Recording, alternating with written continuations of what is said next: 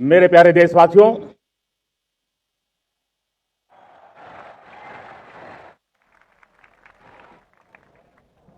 आजादी का ये महापर्व 140 करोड़ संकल्पों का पर्व है।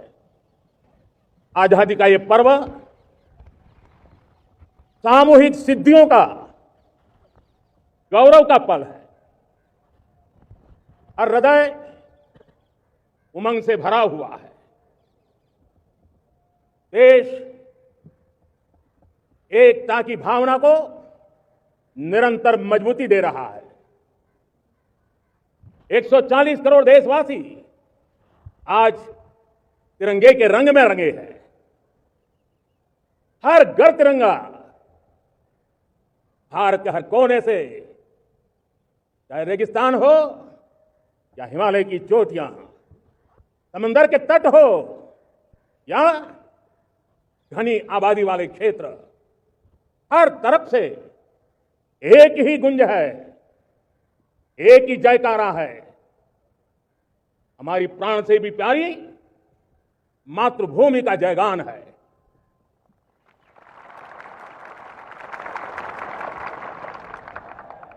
मेरे प्यारे देशवासियों, सन 47 में अनंत संभावनाओं के साथ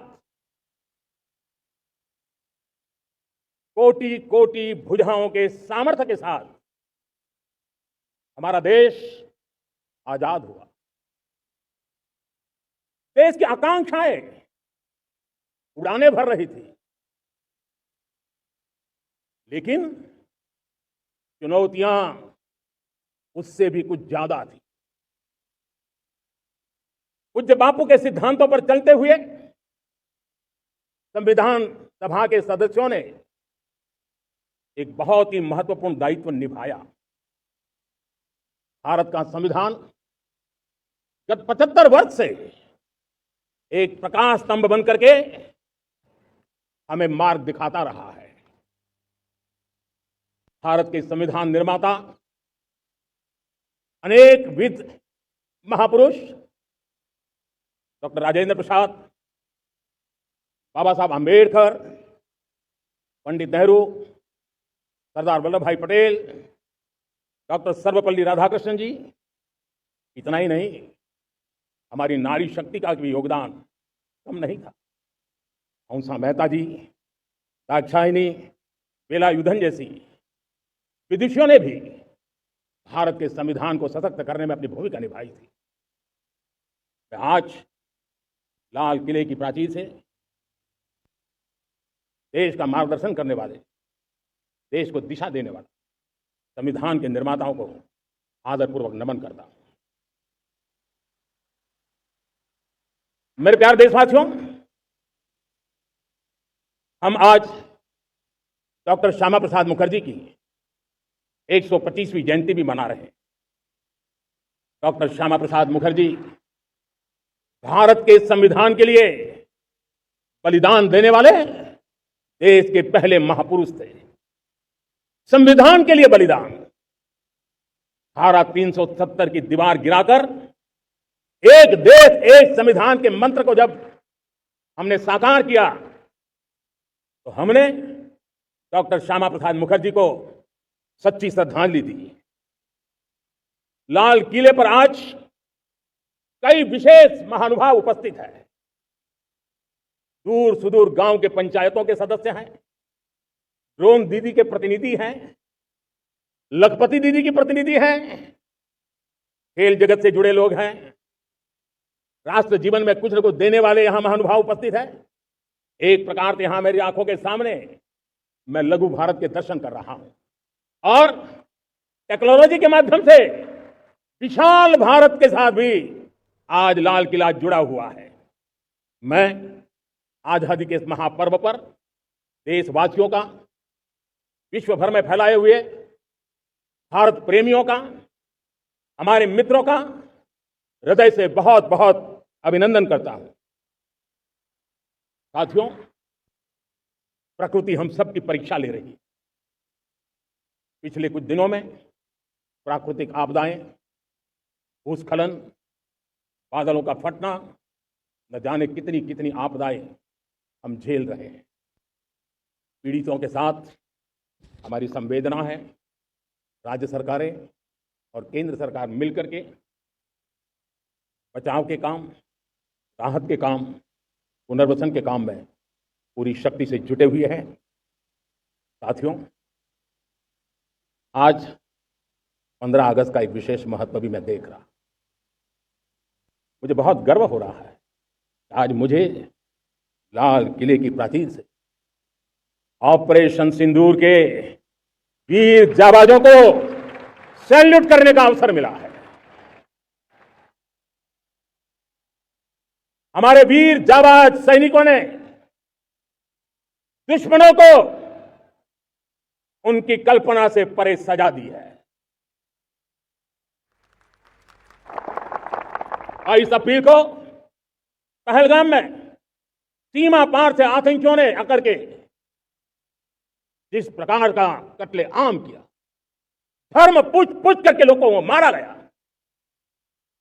पति के सामने पति को गोलियां दी, बच्चों के सामने अपने पिता को मौत के घाट उतार दिया गया। पूरा हिंदुस्तान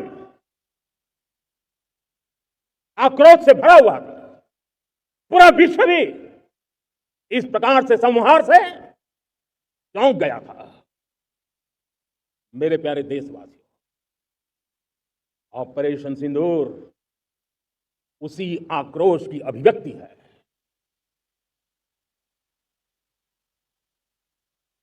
22 तारीख के बाद हमने हमारे सेना को खुली छूट दे दी। रणनीति वो तय करे, लक्ष्य वो तय करे, समय भी वो चुने, और हमारी सेना ने वो करके दिखाया जो कई दशकों तक कभी हुआ नहीं था। सैकड़ों किलोमीटर दुश्मन की धरती पर घुस करके आतंकी हेडक्वार्टर्स को मिट्टी में मिला दिया,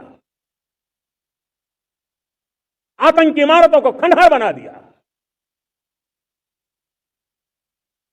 पाकिस्तान की नींद अभी भी उड़ी हुई है।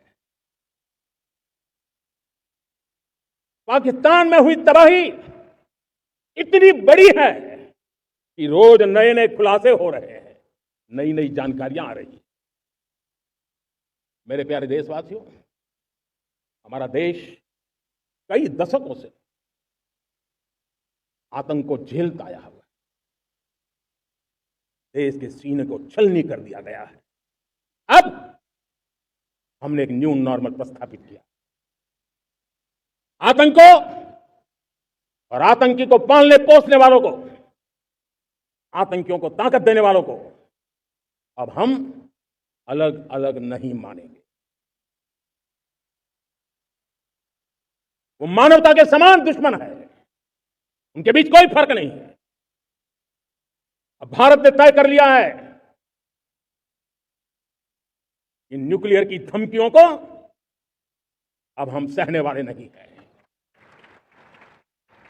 न्यूक्लियर ब्लैकमेल लंबे अरसे से चलाया, अब वो ब्लैकमेल नहीं सहा जाएगा। आगे भी अगर दुश्मनों ने ये कोशिश जारी रखी, हमारी सेना तय करेगी।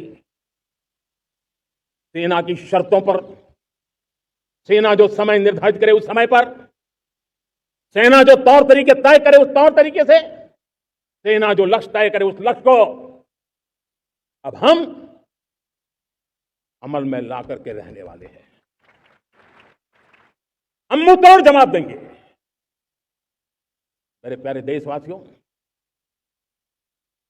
भारत ने तय कर लिया है, खून और पानी एक साथ नहीं बहेंगे। अब देशवासियों को भली भांति पता चला है कि सिंधु का समझौता कितना अन्यायपूर्ण है, कितना एक तरफा है। भारत से निकलती नदियों का पानी दुश्मनों के खेत को सींच रहा है, और मेरे देश के किसान, मेरे देश की धरती पानी के बिना प्यासी है।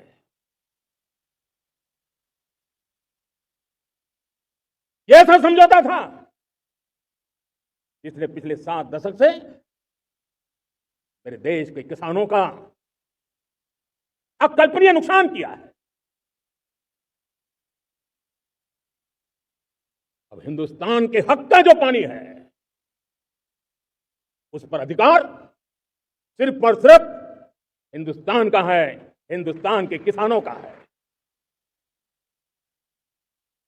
भारत कतई सिंधु समझौते को उस स्वरूप को दशकों तक सहा है, उस स्वरूप को आगे नहीं सहा जाएगा। किसान हित में, राष्ट्र हित में यह समझौता हमें मंजूर नहीं है। मेरे प्यारे देशवासियों, आजादी के लिए असंख्य लोगों ने बलिदान दिया, अपनी जवानी खपा दी, जेलों में जिंदगी गुजारी है, फांसी के तख्त पर डटे हैं, कुछ लेने पाने बनने के लिए नहीं, मां भारती के स्वाभिमान के लिए, कोटि कोटि जनों की आजादी के लिए, गुलामी की जंजीरों को तोड़ने के लिए।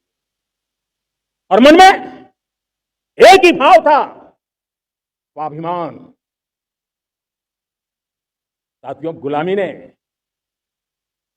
हमें निर्धन बना दिया, गुलामी ने हमें निर्भर भी बना दिया, औरों पर हमारी निर्भरता बढ़ती गई। हम सब जानते हैं, आजादी के बाद कोटि कोटि जनों के पेट भरना बड़ी चुनौती थी। लेकिन यही मेरे देश के किसान हैं जिन्होंने खून पसीना एक करके देश के अन्न के भंडार भर दिए। अनाज के संबंध में देश को आत्मनिर्भर बना दिया। एक राष्ट्र के लिए आत्मसम्मान की सबसे बड़ी कसौटी आज भी उसकी आत्मनिर्भरता है। और मेरे प्यारे देशवासियों, विकसित भारत का आधार भी है आत्मनिर्भर भारत। जो दूसरों पर ज्यादा निर्भर रहता है उसकी आजादी पर उतना ही बड़ा प्रश्न चिन्ह लग जाता है। और दुर्भाग्य तो तब बन जाता है जब निर्भरता की आदत लग जाए, पता ही ना चले हम कब आत्मनिर्भरता छोड़ रहे हैं और कब किसी के निर्भर हो जाते हैं। ये आदत खतरे से खाली नहीं है और इसलिए प्रति पल जागरूक रहना पड़ता है आत्मनिर्भर होने के लिए। और मेरे प्यारे देशवासियों, आत्मनिर्भरता का नाता सिर्फ आयात और निर्यात, रुपये, पैसे, पाउंड, डॉलर यहां तक सीमित नहीं है। इतना सीमित अर्थ उसका नहीं है। आत्मनिर्भरता का नाता हमारे सामर्थ्य से जुड़ा हुआ। और जब आत्मनिर्भरता खत्म होने लगती है तो सामर्थ्य भी निरंतर क्षीण होता जाता है। और इसलिए हमारे सामर्थ्य को बचाए रखने, बनाए रखने और बढ़ाए रखने के लिए आत्मनिर्भर होना बहुत अनिवार्य है। साथियों, हमने ऑपरेशन सिंदूर में देखा है मेड इन इंडिया की कमाल क्या थी। दुश्मन को पता तक न चला कि कौन से शस्त्रास्त्र है, ये कौन सा सामर्थ्य है जो पलक भर में उनको नष्ट कर रहा है। सोचिए, अगर हम आत्मनिर्भर होते न होते तो क्या ऑपरेशन सिंदूर इतनी त्वरित गति से हम कर पाते? पता नहीं कौन सप्लाई देगा, नहीं देगा, साजो सामान मिलेगा, नहीं मिलेगा, इसी की चिंता बनी रहती। लेकिन हमें मेड इन इंडिया की शक्ति हमारे हाथ में थी, सेना के हाथ में थी। इसलिए बिना चिंता, बिना रुकावट, बिना हिचकिचाहट हमारी सेना अपना पराक्रम करती रही। और ये पिछले 10 साल से लगातार डिफेंस के क्षेत्र में आत्मनिर्भरता पर हम एक मिशन लेकर के चले हैं, उसके नतीजे आज नजर आ रहे हैं। साथियों, मैं एक और विषय पर आपका ध्यान आकर्षित करना चाहता हूं। ये बात से कोई इनकार नहीं कर सकता कि 21वीं सदी टेक्नोलॉजी ड्रिवन सेंचुरी है। और जब टेक्नोलॉजी ड्रिवन है और इतिहास की तरफ नजर करें तो पता है, इतिहास गवाह है, जिन जिन देशों ने टेक्नोलॉजी में महारत हासिल की वो देश विकास की ऊंचाइयों को पार कर गए, शिखर पर पहुंच गए। आर्थिक शक्ति नए पैमाने पर पहुंची गई।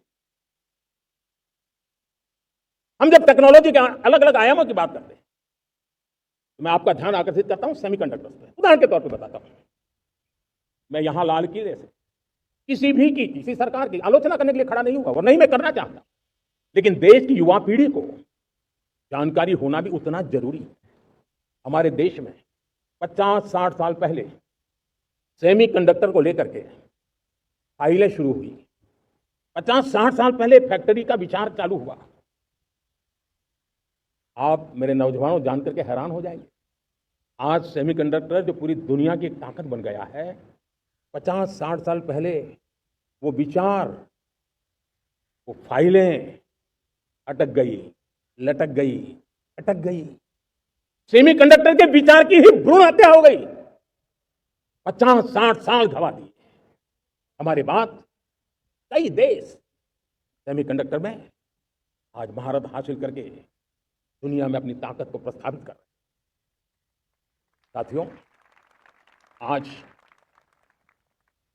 हमने उस बोझ से मुक्त होकर के मिशन मोड में सेमीकंडक्टर के काम को आगे बढ़ाया है।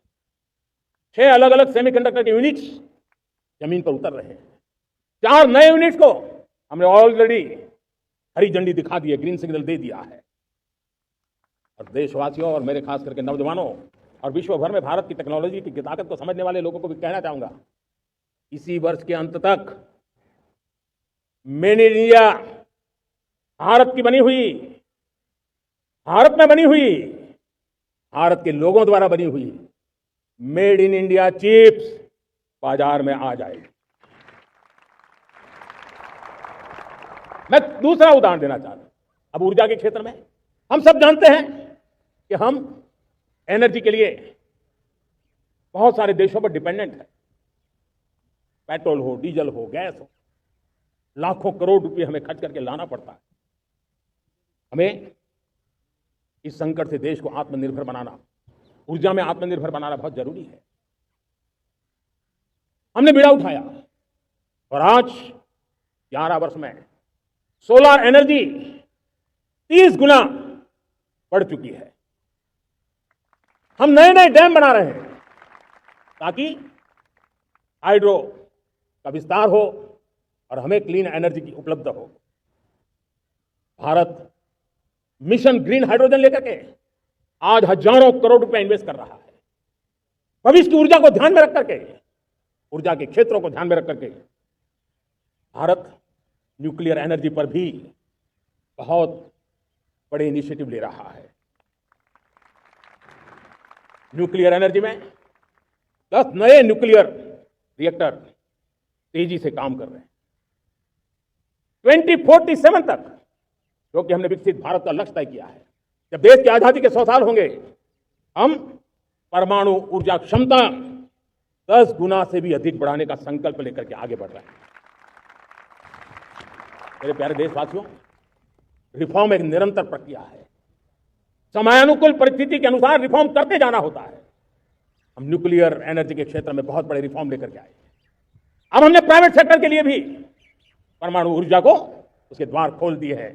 हम शक्ति को जोड़ना चाहते हैं। मेरे प्यारे देशवासियों, दुनिया जब आज ग्लोबल वार्मिंग को लिए चिंता करती है, तब मैं विश्व को भी बताना चाहता हूं कि भारत ने तय किया था कि हम 2030 तक क्लीन एनर्जी भारत में 50% पहुंचा देंगे। ये लक्ष्य हमारा 2030 तक था। मेरे देशवासियों का सामर्थ्य देखिए, मेरे देशवासियों की संकल्प शक्ति देखिए, मेरे देशवासियों को विकसित भारत बनाने का संकल्प को पूर्ण करने के लिए उनकी दौड़ देखिए। हमने जो लक्ष्य 2030 में तय किया था, वो 50% क्लीन एनर्जी का लक्ष्य 2025 में हमने कर लिया। 5 साल पहले हमने अचीव कर लिया।